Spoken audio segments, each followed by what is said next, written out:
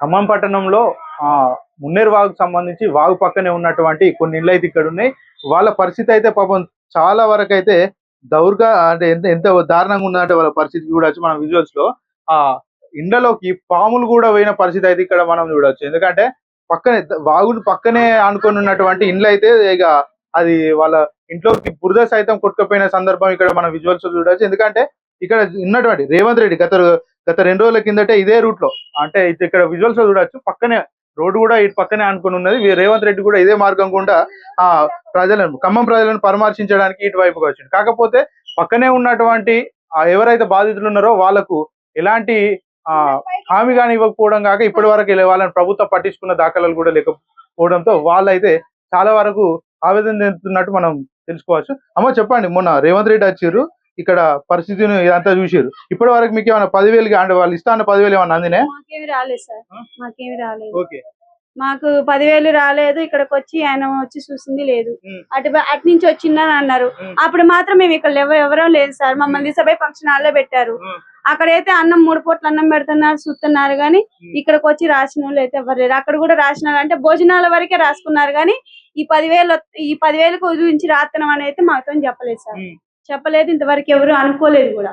మాకెళ్ళి ఇంతవరకు మాకే సపోర్ట్ రాలేదు. కనీసానికి ఈడ కట్టుబట్టలు, బట్టలు, సామాను మొత్తం పోయినాయి. మాకంటూ ఏది మిగలేదు. తల్లితో అయితే మాట్లాడించే ప్రయత్నం చేద్దాం. చెప్పండి అమ్మ, ఇక్కడికి ముఖ్యమంత్రి మంత్రులు ఏమన్నా వచ్చి మిమ్మల్ని అడిగిరా ఎట్లున్నది పరిస్థితి? లేదు, రాలేదండి. అసలు మా గొంతుకి ఎవరు పట్టించుకోవట్లేదు. మా బాధలు ఏందో మేము పడుతున్నాం. కనీసానికి ఇంత పులిహారం తేటమే, ఇంత ఉప్మా తేటమే, ఇంత టీ తేటమే, ఏమైనా కూడా మా ఇండ్లకి ఏమైనా అందటం లేదు. అవి నిన్న చెద్దర్లు ఇస్తున్నారని పోయినాం. పోయాలకి ముందోళ్ళు దొరికి మమ్మల్ని పడేశారు. మేము ముసలోళ్ళంగా మేమైతే లోనగా బాలేము. ఆ చెద్దర ఇయ్యలేదు. అవి ఊరికినా ఎరికి తిరిగినా వచ్చిన. అంతేగాని మాకేమైనా కూడా ఇగో ఒక పిల్లలు పోయి ఎన్నో బాధలు పడుకుంటా ఇన్ని ఇడ్లీ అంటే ఇంత దోశ అంటే కట్టెచ్చుకొచ్చుకొని మా పిల్లలు మమ్మల్ని దాదుకుంటున్నారు. కానీ మాకే ముఖ్యమంత్రి పెట్టలేడు. ఏ ముఖ్యమంత్రి మాకే ఊరు చేయలేరు.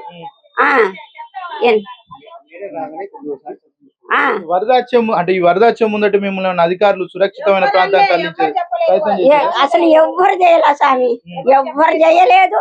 అసలు పోలీసులు ఎన్నాళ్ళు ఇంకా వారం రోజులు వత్తదనంగా. ఇప్పుడు 40 సంవత్సరాలు నేను ఈ వార్డుకు వచ్చి, నా పెండ్లి అయ్యి 40 సంవత్సరాలు, నేను వచ్చి 40 సంవత్సరాలు. 40 సంవత్సరాలు అయినా కూడా మాకు ఇంతమంది గెలిచారు కాబట్టి తమ్మిడి నేరభద్రం గాని ఇప్పుడు మట్టికి మాకు ఏ సహకారం లేదు. మాకేది లేకపోయినా కూడా తల్లులు అలాగా ఆదుకున్నాడు మాకు. అప్పుడు మాకు రామారావు మాకున్నాడు. రామారావు పోయినాక కేసీఆర్ మాకు అన్నిటికీ ఆదుకున్నాడు. మా బజార్కి తిరిగిండు, వచ్చిండు, మా వార్డు ఎట్టుందని చూసిండు. ఈయన మటుకు bye bye bye bye. KCR ఉంటే ఇట్లాంటి పరిస్థితులు మీకు జరుగుతుండే, ఎంత ఇబ్బంది పడుతుండే? మేము ఇద్దరికి కూడా పడ్డాం. ఇద్దరికి 2 సార్లు ఇదే పరిస్థితి అయింది. నీడు కూడా ఇదే పరిస్థితి అయింది. నీడు ఇదే పరిస్థితి అయితే మాకు సాయం చేసిండు. మా కేసీఆర్ పోలీసు వాళ్ళు నిద్రపోకుండా వచ్చి, మీరు నిద్రపోకుండా ఇవాళ లాకలు తీస్తున్నారు, మీరు నిద్రపోకుండా ఉండండి అని మాకు చెప్పేది. చెప్తే మేము మేలకతో తల్లులం పిల్లలు మేము అందరం ఉండేది. కానీ మాకు ఇప్పుడు ఎవరు చెప్పిన వాళ్ళు లేరు, మమ్మల్ని పట్టించుకున్న వాళ్ళు లేరు. మేము ఇంకేం చేయలేక మా బాధలు మేమే పడ్డం. ఇంట్లో వదిలిపెట్టినాం, కట్టుగొడ్డలతో బయటికి వెళ్ళిపోయినాం. ఇక వచ్చినాం. ఇక మాకు ఇంత ఉగమా తేటమే, ఇంత టీ చేయటమే, మమ్మల్ని చూడటమే. మమ్మల్ని చూసిన నాదిలే లేడు. మాకు ఈ పరిస్థితి, ఈ గొంజి శాంతం మా మటుకి మాకెవ్వళ్ళు బాగు చేయలేదు. మమ్మల్ని ఇది లేదు. మమ్మల్ని ఆయాలనేమో ఓటేయి అన్నారు. ఇవాళ ఓటు వేసినాక మేమేం చేసాము అంటున్నారు. మనుషులను ఉసిగలిపిండు. మేము 4 మట్టికి మా బజార్ అయితే, మా వార్డు అయితే అసలు వెయ్యలేదు. మేము కేసీఆర్కే వేసుకున్నాం. కానీ మేము 4 వేస్తే మా కేసీఆర్ గెలవలేదు. మేమైతే కేసీఆర్కే వేసుకున్నాం. మేము కేసీఆర్కే మేము ఓట్లు వేసుకున్నాం. కానీ మా పరిస్థితిలో పల్లెటూరు కానీ బత్తి కానీ ఎక్కడ కానీ దేశం అంతా కూడా కావాలని ఎవరినెత్తే నిప్పులు వాళ్లే పోసుకున్నారు. మున్నూరు వాగు ఉధృతికి ఒక కుటుంబం అయితే నానా రకాల కష్టాలు పడిందని అయితే ఒక సంఘటన చూస్తే మనకు అర్థమవుతుంది. ఎందుకంటే ఆ వరదలో ఏటుపోలేని స్థితిలో ఇవైతే ఈ ఒక పెద్ద మనిషి ఉన్నట్టు మనం చూడొచ్చు. ఎందుకంటే ఇతనికి పక్షవాతం వచ్చి పాపం వరద ఉద్ధృతికి ఏటుపోలేని పరిస్థితి, పాపం ఆయన కాపాడలేని పరిస్థితి అయితే ఉన్నాయని చెప్పుకోవచ్చు. ఆయన పాపం చావు చివరి అంచు వరకు వెళ్ళి అది చూసిన సందర్భం అయితే పాపం ఆయన కళ్ళలో మెదుతుంది. ఇప్పటికి కూడా ఆయన ఇప్పటికి కూడా ఏడుస్తున్నాడు. ఆయనతో మాట్లాడించే ప్రయత్నం చేద్దాం. చెప్పండి, వరద వచ్చేటప్పుడు ఎట్లా మీ పరిస్థితి ఎట్లుంది? ఎవరు పట్టుకోరు లేక మరి ఇది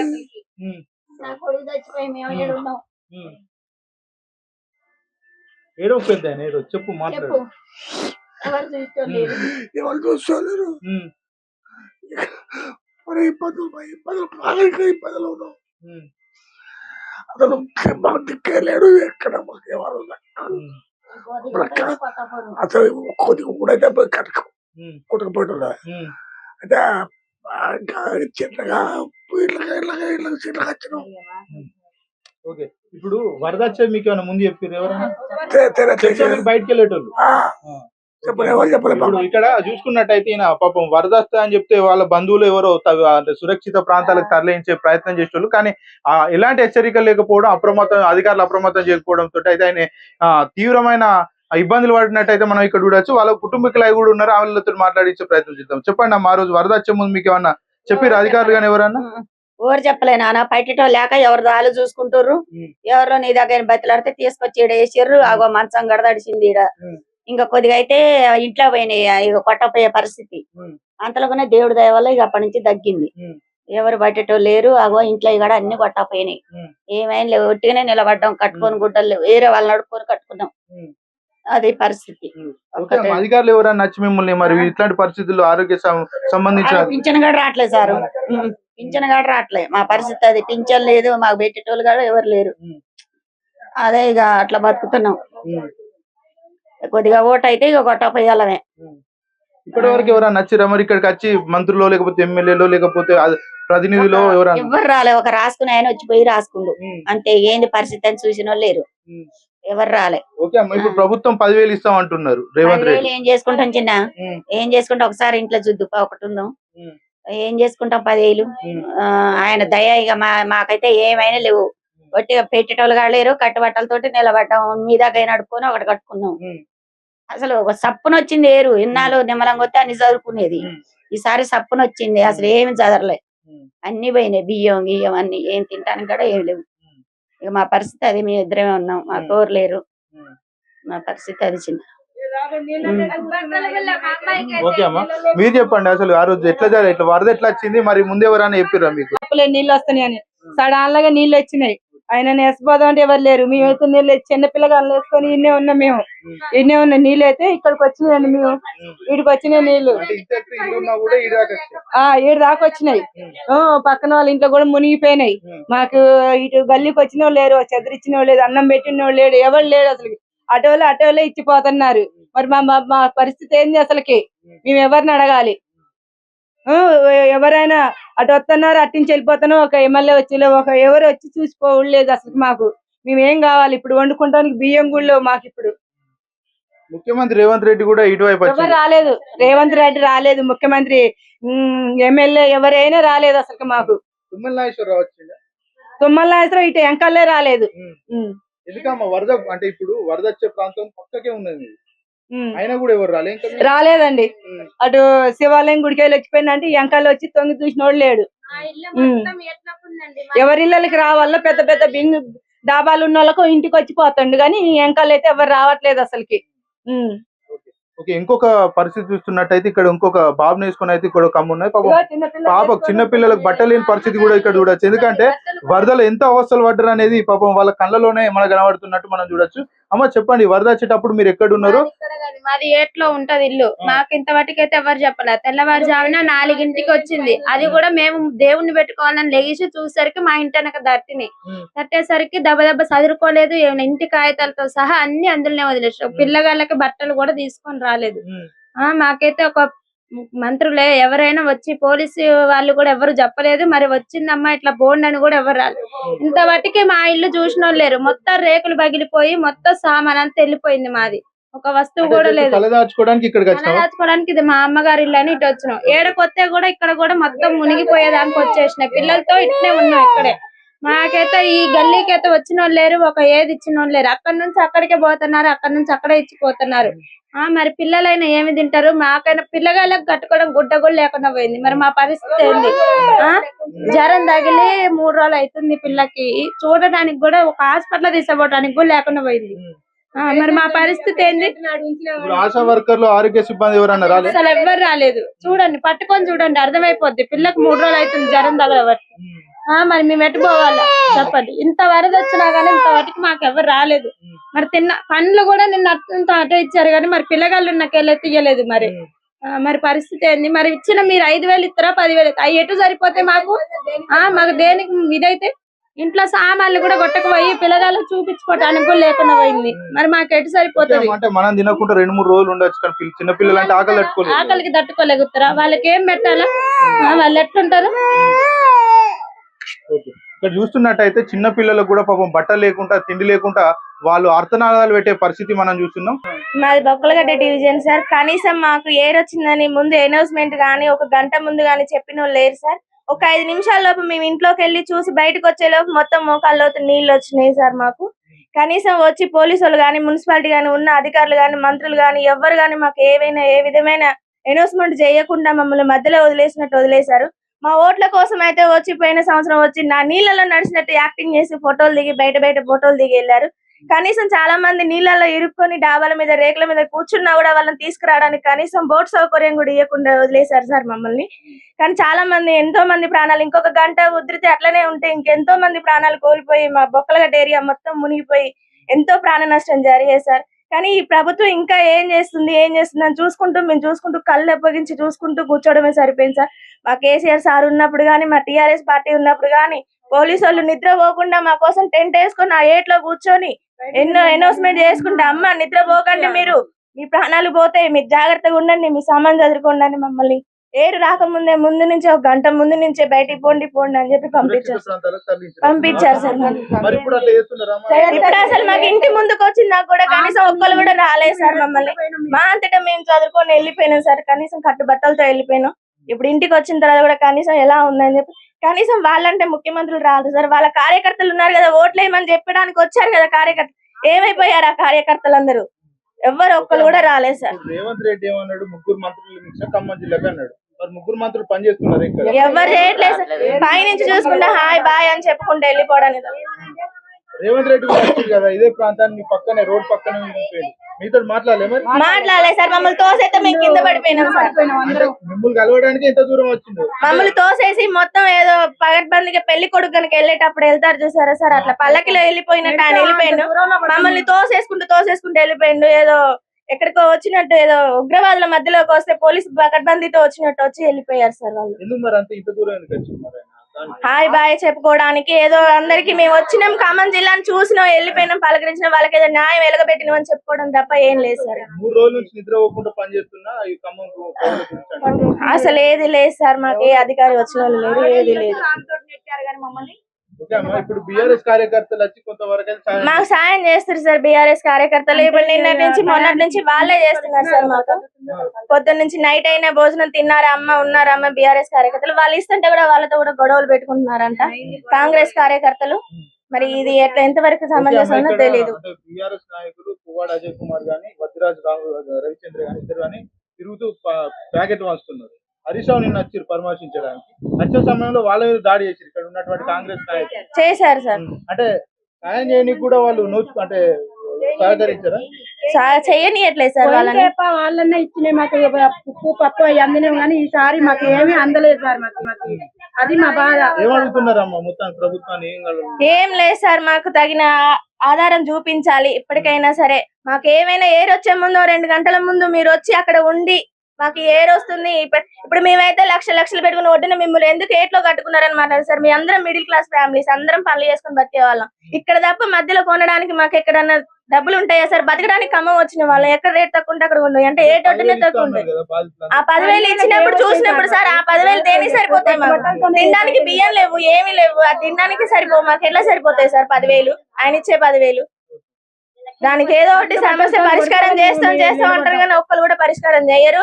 ఎప్పుడు ప్రతి సంవత్సరం ఇదే రావడం, వాళ్ళు రావడం, ఫోటోలు తీయడం, వెళ్ళిపోవడం, ఇదే పని. ఇంతవరకు ఆ బ్రిడ్జిది తప్పుడే లేదు, ఇంతవరకు ఆ జాడపత్త లేదు, ఆ బ్రిడ్జిది కూడా. మేమైతే ఏడుపు ఒకటే వస్తుంది మాకు. కట్టుబట్టలతో వర్షంలో నిలబడ్డాం. ఈడ మమ్మల్ని తీసుకుపోయిన వాళ్ళు లేరు, విడిచిపెట్టిన వాళ్ళు లేరు, చెప్పిన వాళ్ళు లేరు. మాకి మా అన్ని కొట్టుకపోయి బాధతో ఉన్నాం. వేసుకునే కట్టుబట్టలు కూడా లేవు మాకి. చలికి వణుకుంటా పిల్లలం పెద్దలం రోడ్డు ఎక్కినాం. కనీసం ఇచ్చేటోళ్ళు కూడా ఒకరికి అందుతున్నాయి, ఒకరికి అందట్లేవు ఆహార పదార్థాలు కూడా. మా బాధ అది ఉంది సార్. పోయిందే పన్నా ఇట్లా పోండమ్మా, చేయండి అమ్మా, ఆడ ఉండమ్మా అని ఉంచారు. మాకు తేపు పట్టించుకోలే మమ్మల్ని. చలికి పిల్లల పెద్దలు ఏడ్చుకుంటా ఇళ్లలో ఏడ్చుకుంటా ఉంటున్నాం మేము. కనీసం మంచినీళ్ళు కూడా లేక ఇబ్బందులు పడుతున్నాం.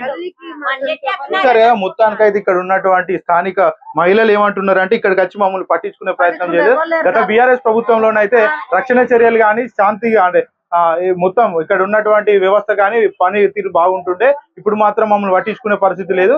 నది పక్కనే ఉన్నా కూడా రేవంత్ రెడ్డి ఏదో పెళ్లి కొడుకు వచ్చినట్టు ఆ దారిలో వెళ్ళింది తప్ప మమ్మల్ని పట్టించుకునే దాఖలాలు కూడా లేవు. అట్లనే ఇక్కడ చూసుకుంటే రేవంత్ రెడ్డి వీళ్ళని పరిస్థితులు పట్టించుకోకపోవడం పోగా పక్కనే ఉన్నటువంటి ఇక్కడ స్థానికులను తోసేస్తే మహిళలు అయితే కింద పడిన పరిస్థితులు కూడా వాళ్ళు చెప్తున్నారు. ఇక్కడ చూసుకున్నట్టయితే ఇక్కడ మనం చూడొచ్చు ఈ గత 4 రోజులుగా ఉన్నటువంటి వరదకు కొట్టుకొచ్చిన చెత్త ఎక్కడ పెట్టిన చెత్త ఎక్కడ కొట్టుకొచ్చిన చెత్త అక్కడే ఉండిపోయింది. కాలనీవాసులు అయితే మొత్తానికైతే ఆ పారిశుద్ధత లేక చాలా వరకు అవస్థలు పడుతున్నట్టయితే మనం చూడొచ్చు. ఇక్కడ చూసుకున్నట్టయితే ఇక్కడ ఉన్నటువంటి కాలనీవాసులు ఎవరైతే ఉన్నారో వాళ్ళు తిండి లేక కనీసం తాగడానికి వాటర్ లేక తీవ్ర ఇబ్బందులు అయితే వాళ్ళకు ఏర్పడుతున్నాయని చెప్పొచ్చు. అంటే ఎందుకంటే ఇక్కడ ఉన్నటువంటి పరిస్థితులు ఏంటంటే మొత్తానికి గత 3 రోజులుగా వాళ్ళకు విద్యుత్ సౌకర్యం కానీ, తిండి సౌకర్యం కానీ, కరెంట్ సౌకర్యం కానీ, ఇంకా వాటర్ తాగునీరు సమస్య కానీ చాలా వరకు అయితే ఇబ్బందులు పడుతున్నట్టయితే మనం ఇక్కడ చూడొచ్చు. కనీసం ప్రభుత్వం వరదలు వస్తున్నాయని వాళ్ళకు హెచ్చరికలు కూడా జారీ చేయకుండా ఇంతటి వాళ్ళ కష్టాన్ని అయితే తెచ్చిపెట్టిందని అయితే చెప్పచ్చు. ఇక్కడ ఉన్నటువంటి ప్రజలు వాళ్ళైతే సమస్యలు అయితే పాపం చెప్పుకోవడానికి కూడా ఏడ్చే పరిస్థితి అయితే మనం చెప్పుకోవచ్చు. చెప్పండి అన్న, అట్లా పరిస్థితులు ఎట్లున్నాయి? గత 3 రోజుల నుంచి వరద, ఆదివారం నుంచి వరద కురుస్తుంది. ఎట్లా పరిస్థితులు ఎట్లున్నాయి? జనాలు అసలు కరెంట్ ఉందా? తాగునీటి సమస్య ఏమన్నా ఉన్నదా? ఫుడ్ టైం కలుగుతుంది? ఈ సందులో అన్ని సమస్యలే ఉన్నాయి. అంతా పేదరికంతో ఉండేవాళ్ళు, కూలికి పోయి పని చేసుకునేవాళ్ళు, అంత బతికేటోళ్ళు. ఆదివారం నుంచి 4 రోజుల నుంచి ఇక్కడ పరిస్థితులు దీనంగానే ఉన్నాయి. ముఖ్యమంత్రి గారు 10,000 ప్రకటించిండు. ఆ 10,000 ఎవరికి ఉపయోగపడతాయి, ఏమిటి ఉపయోగపడతాయి? ఒక్కోడు కూలర్, ఫ్రిడ్జ్, మన ఇంట్లో ఉన్న సామాన్లు, ఉప్పులు పప్పులు సహా అన్ని కొట్టకపోయినాయి. దీనంగా ఉన్నారు అంతా. ఈ అంతా ఇంతమటికి చర్యలు ఇంకా స్టార్ట్ చేయలేదు. అక్కడ ఉన్న చెత్త అక్కడే ఉంది. మంత్రి గారి అందుకే రాలేదు. మొన్న అజయ్ కుమార్ గారు వచ్చిపోయాడు. ఆయన వచ్చి సానుభూతి తెలియజేసిపోయాడు. ఆయన అధికారం లేదు. అంటే ఇప్పుడు ఇచ్చే ప్రభుత్వం ఇచ్చే 10,000 సరిపో మరి? 10,000 ఒకటి 2 లక్షల రూపాయలు ఆగమే ఉన్నారు. ఎందుకంటే టీవీ ఏ టీవీ కొనుక్కున్నా 30,000 రూపాయలు తక్కువ లేదు. ఫ్రిడ్జ్ కొనుక్కున్నా 20,000 రూపాయలు తక్కువ లేదు. కూలర్ కొనుక్కున్నా 10,000 రూపాయలు తక్కువ లేదు. ఇవన్నీ ఇక అకస్మాత్తుగా వరద వస్తుందని ఎవడో ఏ అధికారి మాకు చెప్పలేదు. ఆ వరద వచ్చేసింది. ఎవరు కట్టుబట్టలతో బయటికి వెళ్ళిపోయారు. బట్టలు, ఇంట్లో ఉన్న బియ్యం, ఉప్పు, పప్పు అన్ని ఆగమైపోయి పేదరికంతో బతికటోళ్ళు వీళ్ళంతా. ఇదంతా సమ్ ఏరియా. ఎవడు పని చేసుకుని బతికటోళ్ళే. చాలా దీనంగా ఉంది. 10,000 రూపాయలు అయితే సరిపోవు. మినిమం కనీసం 1,00,000 రూపాయలు ఇచ్చే పరిస్థితి ఏర్పాటు చేస్తే ఇక్కడున్న ప్రజానికం ఇక్కడ 1,500 మంది కుటుంబాలు ఉన్నాయి.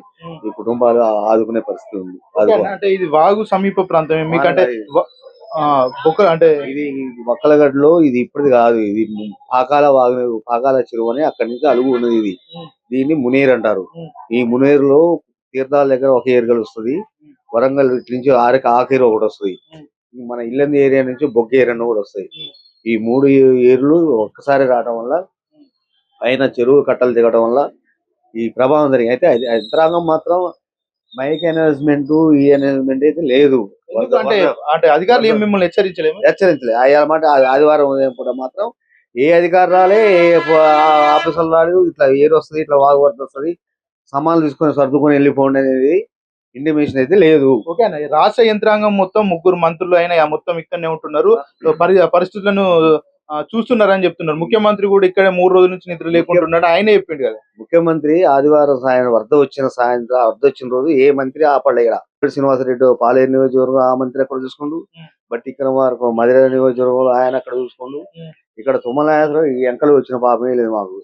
వరద ముఖ్యమంత్రి సాయంత్రం ఉత్తరాండంగా అప్పుడు మంత్రులు కదలేక ఒకడు మా పోటీలు పడి నేను సాయం చేసిన, నేను తిరిగినంటే నేను తిరిగినని ఈ మంత్రులు చెప్పుకోవడం సరిపోయింది. కానీ వచ్చిన ప్రతిపక్ష నాయకుడు హరీశ్రావు మీద కూడా దాడి జరిగింది. సానుభూతి లేడానికి వచ్చిన ఆయన కూడా అలా ఉంది ఇక్కడ పరిస్థితి. ఓకే అన్న, అంటే మీకు సాయం చేద్దామని ప్రతిపక్ష నేత హరీష్ రావు అయితే వచ్చినప్పుడు సందర్భంలో వాళ్ళ మీద దాడి చేసి వాళ్ళ మీద ఎట్లా చూస్తారు? అంటే మీకు అంటే సాయం చేయడానికి కూడా కాంగ్రెస్ నాయకులు సానుభూతిగా వచ్చిన వాళ్ళ మీద రాళ్ళ దాడి చేశారు. ఇక్కడ ఆ రాళ్ళ దాడి చేసి అక్కడ పోలీసులు యంత్రాంగం వెళ్ళిపోయారు. వాళ్ళు వెళ్ళిపోయారు. నిన్న ఉదయం నుంచి కొద్దిగా యంత్రాంగం కొద్దిగా కదిలి ఆ పని ఈ పని చెత్త గిత్తడం. మరి ఇంట్లో బియ్యం ఉన్నాయా, ఇంట్లో పప్పు ఉందా, ఉప్పు ఉందా, ఏ మంత్రి వచ్చి చూసినోడు లేడు, ఏ అధికారి వచ్చి చూసినోడు.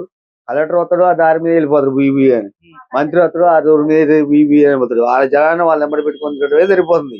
అసలు ప్రజలు ఎట్లూరు, ఎట్లూరు, వాళ్ళ ఇళ్ళలో ఎట్లా ఉంది, వాళ్ళ పరిస్థితి ఏంటి, వాళ్ళు తినడానికి ఏమైనా ఉందా, కనీసం ఆ సరుకులు ఇచ్చి పంపించడానికి ఇబ్బంది ఉందా? ఆడు ఇచ్చినోడు ఏం చేస్తాడు, సెంటర్ పెడతాడు. సెంటర్ పెట్టి ఇస్తే ఏం సుఖం?